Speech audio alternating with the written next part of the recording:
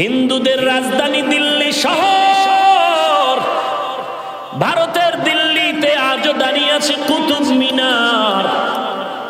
কোন কুতুবের নামে সে মিনার দাঁড়ানো আছে আজ দিল্লি শহরে?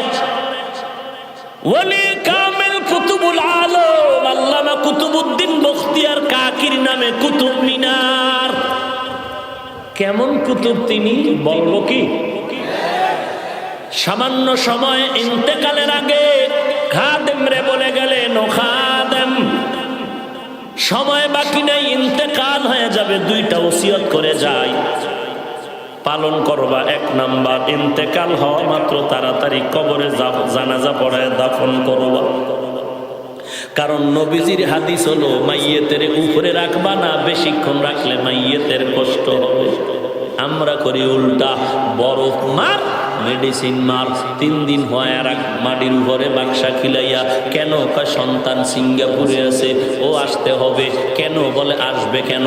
আসার পরে বাবার গলা জড়ায় চিৎকার দিবে, চিৎকার দিলে কি হবে? বাবায় জিন্দা হয় সন্তানের আব্বু কয়া ডাক দিবে। তাহলে এই সময়টা কেন? নবী কয় তাড়াতাড়ি দাফন কর। তুই কেন চালাকি করলি রে মুমিন? নবীর কথা মতো দাফন করার পরে সন্তানটা আসিয়া বাবার গলা জড়ায় যে চিৎকারটা দিত, ওই চিৎকারটা যদি মসজিদে গিয়া দেয়, বাবার কবরের আযাব মাআফ। এই খাদেম, 1 নম্বরে আমার জানাজা তাড়াতাড়ি পড়ায় কবরে দিবি। 2 নম্বর, আমি কুতুবউদ্দিনের মরণের খবর পাইলে ভারতের হাজার হাজার উলামায়ে কেরাম আসবে, জানাজার ইমামতির জন্য ময়দানে হাজির হবে।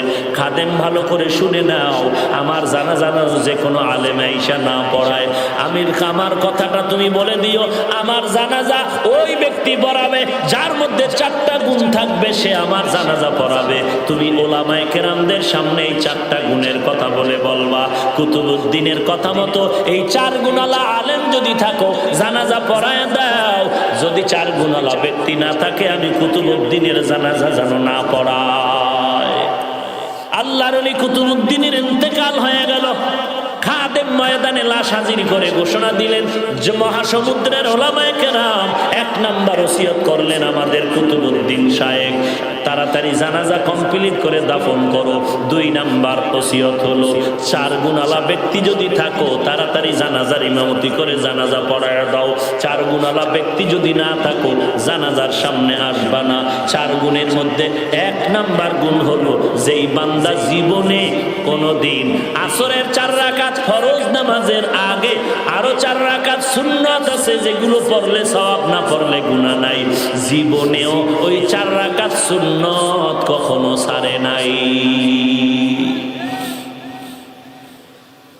1-2 মাস ধাক্কা দিয়ে নেওয়া যায়, জীবনেও আসরের 4 রাকাত ফরজ নামাজের আগে আরো 4 রাকাত সুন্নাত ছুটে নাই। ময়দান গেছে লবণের মতো দুর্বল।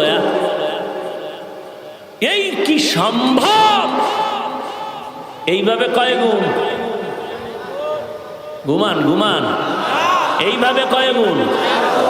1 নাম্বার গুণ, জীবনেও আসরের 4 রাকাত ফরজ নামাজের আগে আরো 4 রাকাত সুন্নাত জীবনে ছুটে নাই। খাদেম একটা একটা করে 4টা গুণ বলেন আসেন। 4 গুণওয়ালা জানাজা পড়ায় দেন, ময়দানে আওয়াজ নাই। খাদেম আবার চিল্লায় বলেন আসেন, খবর নাই। আবার চিৎকার দিয়ে বলে আসেন, খবর নাই। এইবার খাদেম ডাক দিয়ে বলে, কেন কষ্ট দাও? 4 গুণালা মানুষ তো আছো, না থাকলে তো কুতুবউদ্দিন এমনিতেই বলিয়া যাইতেন না। কষ্ট না দিয়া জানাজা পড়ায় দাও। আল্লাহর বান্দা খাদেম যখন চিল্লায়া বলল, ময়দানের পেছন থেকে এক আল্লাহর গোলাম চিল্লায় আমাকে রাস্তা করে দাও, কুতুবউদ্দিনের কাছে যাওয়ার জায়গা দাও। সবাই তাকায় দেখে এক আল্লাহর বান্দা রুমাল দিয়া চেহারা ঢাকিয়া কান্না করতে করতে কুতুবউদ্দিনের কাছে যায়। সামনে গিয়া বলে, রে কুতুবউদ্দিন,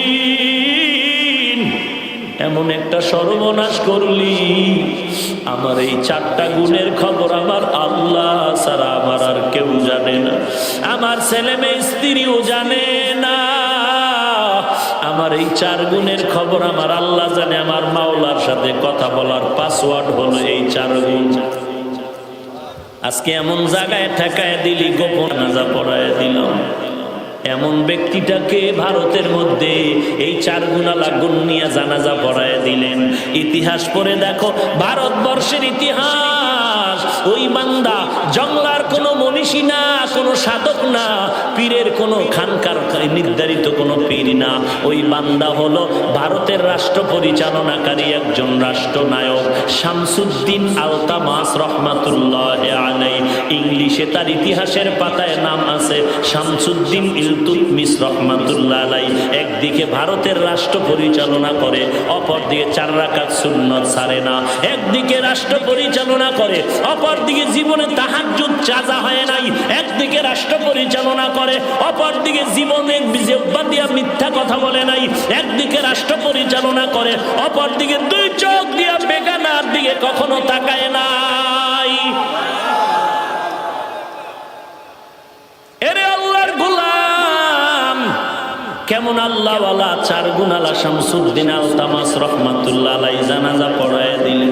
এ যুবক, পাওটা যদি আগায় দেওয়া, আমি তোর পায়ে হাত রেখে বলছি, কয়দিন আর বাহাদুরি করবি? ডানে বামে তাকায় দেখ, তোর মতো যুবক খেলার সঙ্গে ছিল, আজকে নাই। লেখাপড়ার টেবিলে ছিল, আজকে নাই। এক এক করে বিদায়, এক এক করে বিদায়। এরে আল্লাহর বান্দা, কয়দিন আর বাহাদুরি করবি? তোর মতো ডানে বামে যুবক দাড়িওয়ালা নামাজি অভাব নাই। স্কুলে পড়ে নামাজ ছাড়ে না, কলেজে পড়ে নামাজ ছাড়ে না, চাকরি করে নামাজ বাদ দেয় না, র্যাব আর্মি পুলিশ বিডিআর নামাজ ছাড়ে না, কোটি টাকার মালিক 1 টাকাও হারাম খায় না, কৃষি কাজ করে নামাজ ছাড়ে না, ড্রাইভারি করে নামাজ ছাড়ে না। রে বাবা, তুমি কেন পারবা না? কয়দিন আর বাহাদুরি করবি? কত যুবক আইসা কান্না করে দোয়া চায়। এই আজকেও একজন আইসা কান্না করে দোয়া নিল, হুজুর বয়ান শুনিয়া দাড়িটা লম্বা করছি, আমার মতো জাহান্নামের আসামি এই জমিনে আর কেউ ছিল না। এমন কোন গুনাহ নাই যে গুনাহ আমি আর কোসারি নাই। আজকে আল্লাহ আমাকে হেদায়েতের দরজায় নিয়ে আসছে, একটু মাথায় হাত দিয়া দোয়া করে দেন, আর যেন গুনাহের কাছে না যাই। কারণ গুনাহের কারণে যে আযাবের কথা আপনারা কোরআন দিয়া বলছে, ওই কবরে জাহান্নামের আগুন 1 সেকেন্ডের জন্য সহ্য করতে পারবো না। এর থেকে আরো ভয়াবহ হালাত হবে হাসরের ময়দান। ওই সূর্যটা মাথার উপরে চলে আসবে, সূর্যের তাপে জমিনটা তামা, গুনাহগারের মাথার মগজগুলো টাস টাস করে ফেটে যাবে। ওদিকে জাহান্নামের আওয়াজ, আয় আল্লাহ গুনাহগার গুলো তাড়াতাড়ি আমার ভেতরে দিয়া দাও। একদিকে আমার আল্লাহ রাগান্বিত আওয়াজ নিয়ে বলবেন, আমতাজুল ইয়াউমা আইয়ুহাল মুজরিমুন। আল্লাহ তাআলা বলবেন, এরে গুনাহগারের দল, তোমরা নেককারদের থেকে আলাদা হয়ে যাও। এরে নবীর উম্মত, আল্লাহর কাছে চোখের পানি ছেড়ে কান্না করো। মা বাবা তোমার নাই, কবর থেকে দোয়া চায়। ও এতিম সন্তান, আমার নবীও দুনিয়াতে বড় এতিম, এরপরও তায়েফের ময়দানে কত রক্ত ঝরাইলেন দিনের জন্য। আজকে তোমার চোখে কেন পানি নাই? একমাত্র কারণ গুনার কারণে তোমার আমার দিলটা পাথরের মতো শক্ত হয়ে গেল। আল্লাহর কাছে মাথাটা নত করে বলো, আল্লাহ এই ময়দানে আমার মতো গুনাহগার কেউ নাই। আজকে তওবার দরজায় ফিরতে চাই, তুমি তৌফিক দাও। আর জীবনে গুনাহের কাছে যাব না, নামাজ ছাড়বো না, বেপরদায় চলবো না।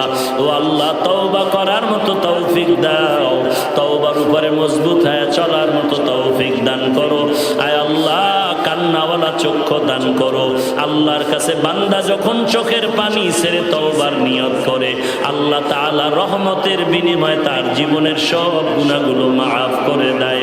আল্লাহর কাছে কান্না করো, না আসলে নবী বলেন কান্নার বাহানা করে ক্ষমা চাও। ও আল্লাহ, তুমি মাফ করে দাও। 1 সেকেন্ডের আযাব সহ্য করার শক্তি আমার নাই, আমি গুনাহ নিয়ে কবরে যেতে চাই না।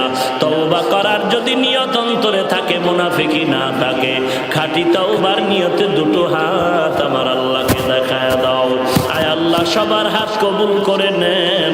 আয় আল্লাহ, তওবাওয়ালা জিন্দেগি দান করেন, তওবার উপরে মজবুত হয়ে চলার মতো তৌফিক দান করেন আল্লাহ। আয় আল্লাহ নবীজির সুন্নাত ওয়ালা জিন্দেগি দান করেন, আমিন। আলহামদুলিল্লাহি রাব্বিল আলামিন।